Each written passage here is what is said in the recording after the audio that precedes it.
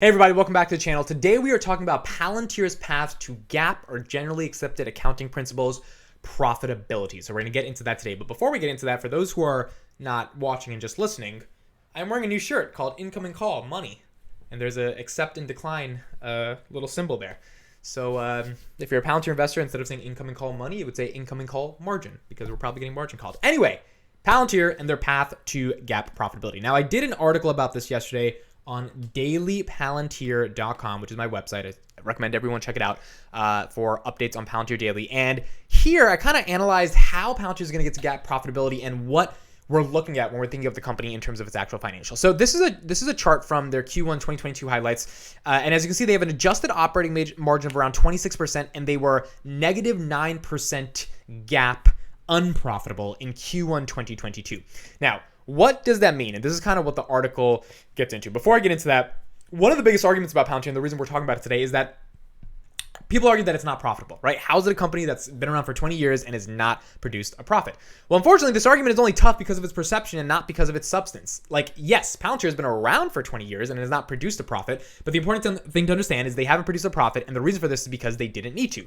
They were being subsidized by the CIA's venture capital arm, and all the CIA wanted them to do is create a really, really good technology so that that technology could be implemented into the Department of Defense. So the goal was actually building technology that was highly differentiated from any other defense contractor in the market, and being able to meaningfully implement that technology in a user-friendly way. It's a very, very difficult thing to do, and the CIA gave them a ton of money to do that. When you're doing something very difficult, you're not trying to become profitable. Facebook, for the first, let's say 5-6 years of its existence, or 7 years, from 2005 to like 2012, 2013, they weren't making a profit because that wasn't the goal. Mark Zuckerberg had this idea that if you could control the tool booth of the internet and have everybody run through your tool booth, you would then make money in the long term. But and money would actually be very easy to make in the long term, but you got to get everybody there, right? You got to centralize all that attention, and you got to go to the user base. So Palantir is not a consumer startup, but nonetheless, they had to build a technology, and they can monetize that later, but building the technology is the hard part. So they started aiming to go more commercial around 7 years ago, right? That's sort of where they went to go into the commercial sector. So they've been unprofitable for the past 6 to 7 years versus 20 years in a meaningful way. Now, stock-based compensation. Before we get into like real GAAP profitability, what is stock-based compensation? This is the main reason why Palantir is not profitable. In fact, if Palantir had no stock-based comp in 2021, they would have had a 29% margin, a real margin on their revenue, bringing in $500 million of profit off of $1.5 billion in revenue. But unfortunately, because of stock-based compensation, and obviously it's not unfortunate because there's benefits to stock-based compensation that we'll talk about in a second, they were not able to make that profit. Now, what is stock-based compensation? Stock-based compensation is the idea that you need to pay your employees in a meaningful way. Alex Karp, CEO, has been incredibly vocal about why they have the excessive stock-based compensation. Some of the best talent in the world, you can't lose them to Google and Facebook and Amazon, and you got to be able to keep them in Palantir. Well, Palantir is a $15 billion company. Those companies are multi-trillion-dollar companies. How do you keep them? You give them skin in the game. You make them feel like they're a part of this mission, and their equity will vest over the course of 4 or 5 years, which means if they will take a smaller salary, but they'll get more equity, that's overall a good thing in the long term for the company, and that's a meaningful way for the company to reduce their expenses from a salary perspective. However, that stock-based comp hurts their profitability, right? Because it becomes a massive expense of the company. Now, the good thing is stock-based comp is reducing. So in Q1 2022, it was around 109. It was 150 million. But in Q1 2021, it was about 193 million, as you can see the decline from there. So it declined in a meaningful way, going down almost 25% from 193 to 150 million, showing that they do have the ability to reduce stock-based compensation, and that reduction of stock-based compensation is ultimately going to help out with them becoming GAAP profitable. Now, what is GAAP profitability? GAAP profitability is generally accepted accounting principles. This is the most accurate way for analysts who are analyzing a company to understand how much company is actually being made. When you have excessive forms of expenses like marketing, sales, stock-based compensation, taxes, whatever they may be, that hurts your ability to produce net income, to produce an actual profitable amount of money that shows the company, hey, we're making this money. For some context, I believe Facebook did like $95 billion in profit a year ago, or in like 2021. I might be a little bit off on the number, but they had a lot lot of money in profit. They had some $100-something billion in ad revenue, and a decent amount of that was net income. So like their ability to actually produce that profit is what gives them the multiple on their valuations. And the reason people are saying they're undervalued is because the companies have gotten better. They've still been able to produce these profits, but the multiple valuations aren't there because of the macro economy right now. So Palantir in Q4 2021 had a negative 14% GAAP profitability percentage, meaning they lost 14% of the money that they brought in. For every dollar they brought in, they would lose 14 cents on that dollar. They had a 29% operating margin if you take out SBC, which means they would have profited by 29% without certain expenses. In Q1 2022, it reduced to 9%, which means from negative 14% to negative 9%. Once they get to 0%, they will be breaking even. Once they get to 1%, then they will be making 1% on every dollar that they bring in. For now, they're losing 9 cents on every dollar that they bring in. Now, this is good because it means that now Palantir is only 9% away from breaking even and eventually reaching true profitability, whereas the quarter before they were 14% away. The key here, and their gross margins as well, have remained stable at 81%. So once they get to profitability, you kind of have 81% of your gross revenue that you're bringing in becomes profit, and then it's actually becoming profit because you've reduced all these expenses throughout the lifetime of the business.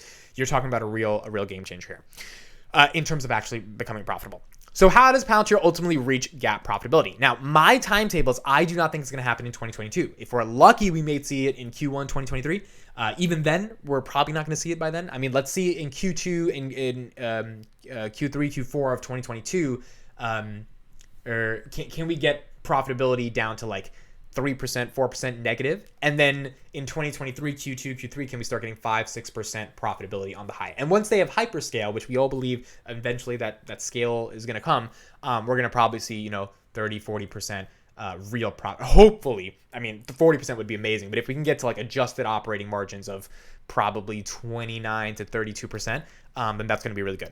But the answer is simple. How does this happen? Well, the execution is hard, but they need to do 3 things. They need to reduce SBC, they need to invest in their sales force to drive more top-line revenue, and they need to control costs to reduce their expenses to keep their operating margin near 30%. Now, I know it's pretty simple to say this stuff. The execution of this stuff is harder, but reducing SBC, that just requires making sure you don't give more employees more stock because you've already given so much. Second, you need to take that money that you're not giving stock-based equity and put it in your sales force. Even if for the short term it's hard for profitability, that needs to drive top-line revenue. This new Google partnership needs to drive top-line revenue. The Accenture partnership needs to drive top-line revenue. If they can keep bringing in more money and they can keep showing quarter-per-quarter growth while somehow maintaining that operating margin, which is a very difficult balance, but if they're able to do this, eventually they're going to reach GAAP profitability as they're reducing some of the biggest expenses they had, which were stock-based compensation.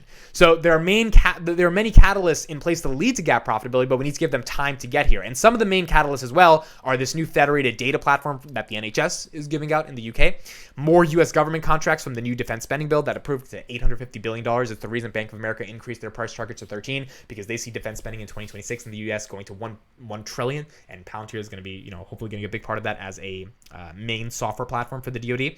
More penetration into Europe and potential upside from the defense spending due to the Russia invasion of Ukraine. That invasion of Ukraine has led a lot of investors to feel that there is also upside for Palantir because they are the main ones, or they are one of the main companies that's actually helping in this scenario. And if you're helping in this scenario, you're proving your worth, you're probably getting some money from it, but you're really setting a precedent that when things get bad, we are the company to be able to help, and we are the company to be able to implement our technology in a meaningful way, which should hopefully lead to more countries in the European market actually wanting to use Palantir's policy, especially because Palantir is more compliant with GDPR and data privacy and ethics than a lot of the other big tech firms are.